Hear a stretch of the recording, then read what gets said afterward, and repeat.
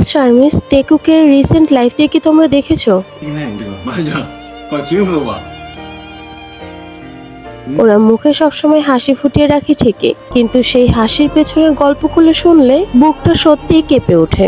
লাইভের এক পর্যায়ে তাইহং জানায় গত 2 বছর ধরে তার কানে প্রচন্ড সমস্যা 지금 여기가 한 100 정도 들리면 여기는 한 30. হচ্ছে। ডান কান ঠিক থাকলেও বা কানে নাকি মাত্র 30% শুনতে পায়। স্ক্রিনের এই ভিডিওটা খেয়াল করলে তোমরা বুঝতে পারবে যে তাইহং এর কানে ঠিক কতটা সমস্যা হচ্ছে।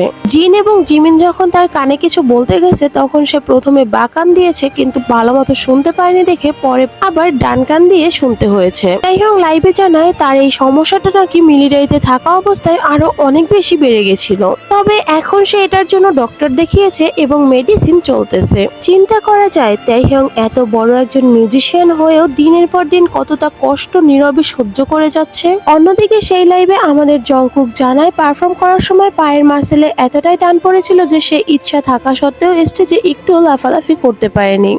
이번 북미 2차 투어 때만 중간중간에 촬영해. জংকুক কনসার্টের সময় স্টেজে এতটা কষ্ট পেয়েছে, তবুও কিন্তু ও আমাদের সামনে কোনো কষ্ট প্রকাশ পেতে দেয়নি। ওরা নিজেদের সব কষ্ট বুকের ভেতর চেপে রেখে সবসময় আমাদের শুধু ভালোবাসাই দিয়ে গেল।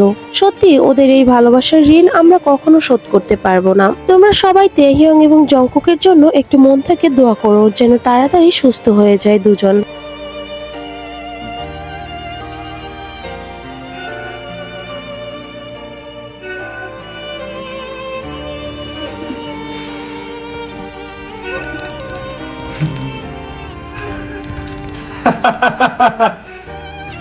가자.